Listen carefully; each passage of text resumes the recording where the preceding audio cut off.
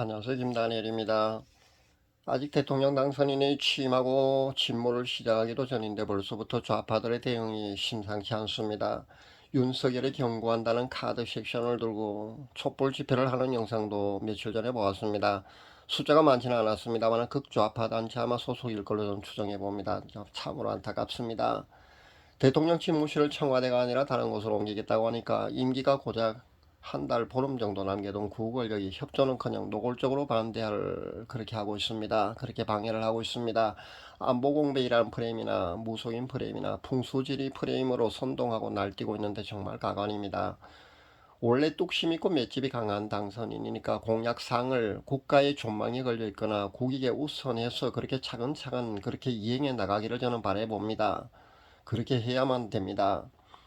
184 거대 국회에서 그 힘으로 말입니다. 그렇게 사사건건 트집을 잡고 앞으로 아마 발목을 잡으려고 할 겁니다. 노골적으로 방해하고 발목 잡기로 나라를 위태한 지경으로 그렇게 몰고 갈 것이 뻔합니다. 취임하기도 전에 탄핵하겠노라고 그렇게 벼른다는 것은요, 기본적인 그런 상식으로도 도저히 이해가 되지 않습니다.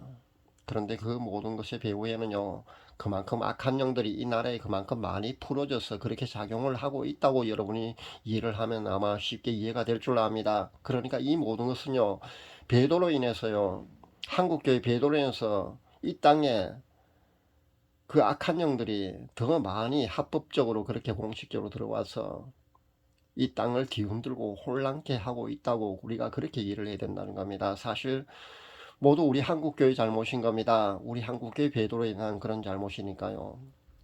정확히 배도라는 것은요, 그 WCW, NCK를 말하는데 악한 영들이 공식적으로 그렇게 더 많이 풀어지게 된 배경은요, 부산 백스코에서 열린 WCC 한국 총회 바로 그때부터입니다. 그때부터 혼란이 되었다는 겁니다. 혼란이 가속되고 대통령 탄핵부터 시작해서 여러 가지 이런 모든 일이 일어났다고 여러분이 보시면 됩니다. 그것은 제가 그동안 수차례 말씀을 많이 전했기 때문에 역사적으로 그렇게 충분히 앞으로 지금은 지나온 일이기 때문에 여러분이 점검해 보면은 분명히 제가 드린 말씀이 아마 이해가 될 줄 압니다. 분명히 그렇게 그때부터 더 많은 혼란이 이 땅에 임하게 되었다는 것을 우리가 알아야겠습니다. 이번 대선도 0.7%로 승리할 수 있었다는 건요, 원래 지는 게임이었다는 것을 우리가 잊지 말아야 합니다. 우리 국민들이 그리고 하나님의 신실한 자녀들의 그 금식과 눈물의 중보 기도로 인해서요, 하나님이 개입하셔서 그렇게 틀어지게 하셨다고 우리가 받아들여야 합니다. 양정철, 이근영 같은 그런 부정선거 전문가들이 계산착오로 그 정도만 해도 그들은 아마 이길 수 있을 것으로 그렇게 착각하게 만들었다는 겁니다. 좀 더 과감하게, 물론 부정선거를 자행하지 못한 것은요, 일부 유튜버들과 민경욱, 황교안 같은 그런 애국자들이 무방대를 만들어서 그렇게 국민들의 감시를 많이 했습니다. 전국적으로 그렇게 감시를 했습니다. 그렇게 과감하게 그렇게 그들은 감시 때문에 더 노골적으로 그렇게 부정선거를 자행하지 못하게 되었다고 저는 또 그렇게 이해를 합니다. 그것도 크게 작용을 했다고 우리는 그 고마움을 잊지 말아야겠습니다. 그들의 눈물이 흐르는 그 애국심도 우리는 반드시 잊지 말아야 될 줄 압니다. 어느 특정 세력이 아니면 어느 개개인이 그 자신 때문에 이겨노라고 그렇게 큰 소리를 치는 것을 보는데요. 하나님께서는요, 그 국가적인 그런 대사, 그런 문제는요, 한 개인의 그런 문제 때문에, 개인 때문에 그렇게 이기도록, 지도록 그렇게 하시지 않습니다. 착각하지 말아야 합니다. 이미 거대 괴물이 되어서 초심을 잃고 무리를 일으키고 있는 것은 정말 안타깝습니다.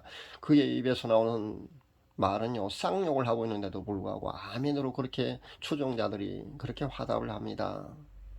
이건요, 사이비 종교 교주를 떠받드는 그 사이비 집단하고 별로 다를 바가 없습니다. 그렇게 변해가고 있다는 겁니다. 정말 그런 것을 바라보면서 안타까운 마음 금할 수 없습니다. 하나님을 경외하는 마음이 아직 저는 그 사람 속에 남아있기를 바라봅니다. 그래야만요, 그도 살고요, 그를 따르는 사람도 살고요, 이 나라도 살 수 있기 때문입니다. 지금처럼 그렇게 초심을 잃고 계속 그렇게 나아간다면요, 분명히 하나님의 분노를 그는 각오해야 될 겁니다. 인간의 속성이 원래 그러하거든요. 사실 저는 크게 기대를 하지 않습니다. 그렇게 된다고 그 사람이 그 많이 실망스럽고 그렇지도 않습니다. 원래 인간의 속성이 그러하기 때문입니다. 성령의 이롭던 우리 그 많은 위인들 우리가 보지 않습니까? 그 많은 위인들 간에 정말 온전하고 완전한 사람이 그 중에 몇 명이 있습니까? 몇 명 없지 않습니까? 아담과 이브 때부터 실제 그렇다는 겁니다. 우리 인간의 속성이 그러하거든요. 그래서 우리는 그런 그 인간의 모습은요, 사실 그렇게 온전하지 못하다는 겁니다. 완전하지 못한 게 사실이거든요. 그런데 인간의 한계를 직접 보니까 더 안타깝다는 겁니다. 제가 기억하는 영적 거장들도요, 하나같이 그렇게 끝까지 잘 가지 못하는 것을 저는 많이 보아옵니다. 처음에는 그렇게 겸손해서 시작합니다. 그런데 교만의 자리에 나중에 결국 앉게 된다는 겁니다. 하나님이 받으셔야 할 영광을요, 결국은 자신이 그렇게 받게 되는 겁니다. 모든 것을 하나님의 영광을 위해서 처음에는 그렇게 외치고 그렇게 추구를 합니다. 그런데 어느 순간에 보면요, 그 자리에 자신이 들어앉게 되는 것을 보게 됩니다. 그래서 자꾸 내가 했다고 자꾸 그 자리에 자신을 자꾸 그렇게 내세우는 겁니다. 자신을 그렇게 높이는 겁니다. 또한 추종자들이 그렇게 자신을 그 사람을 높일 수 있도록 그렇게 추종을 또 합니다. 추종하는 세력들이 모이고 돈이 모이니까 결국은 인간은요 이렇게 초심을 잃게 되는 것이 아닌가 그렇게 생각해 봅니다. 하도 많이 봐서 사실 희귀한 것도 아니니까요. 그냥 안타깝다는 겁니다. 대형교회 목회자들이 타락하는 공식도 똑같거든요. 하나님의 영광을 위해 가로채는 그런 과정도 사실 거의 공식 비슷합니다. 그래서 크게 실망되는 것까지도 아닙니다. 사실 실망스러울 것까지도 사실 없습니다. 우리는 그를 위해서 중보기도를 많이 해드려야 합니다. 그 사람을 위해서 중보기도 많이 할 수 있기를 바랍니다. 우리가 할 수 있는 일은요, 기도를 많이 해야 된다는 겁니다. 중보기도 많이 할 수 있기를 바랍니다. 나라도 일단은 그렇게 공산화 되는 것만큼은 하나님이 그렇게 직접 막아주셨지 않습니까? 그런데 앞으로요, 한 5년간요, 이 상태로 만약에 계속 나아간다면요, 혼란은 이제 불을 보듯이 뻔하다는 겁니다. 사실 앞으로 그 야당이 될 180석 거대 그, 그 국회의원들을 우리가 기대할 수 없습니다. 그렇다고 해서 지금 새롭게 여당이 되는 그런 국회의원들, 그런 정치인들은 우리가 기대할 수 있겠습니까? 역시 마찬가지입니다. 그 속에서 바른 의식을 가지고 마음이 바른 사람이 얼마 없습니다. 거의 없다는 겁니다. 우리는 그들 위해서 정말 기도 많이 해야 합니다.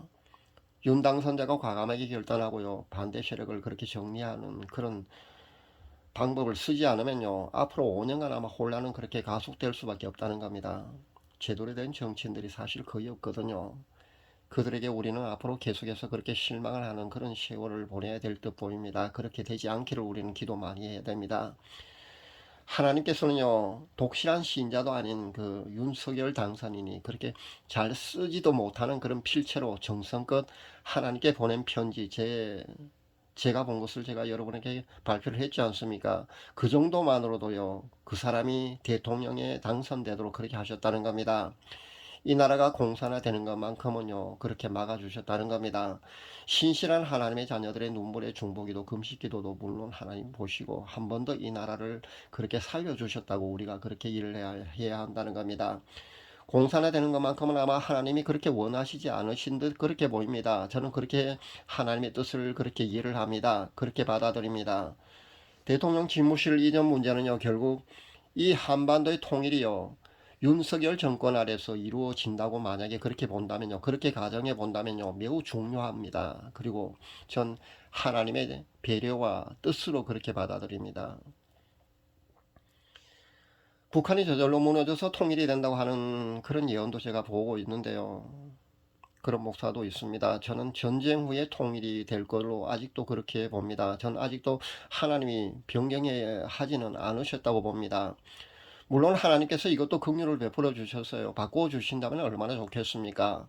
아직도 약간의 시간이 있으니까요. 하나님이 그렇게 바꾸어 주셨으면 좋겠습니다.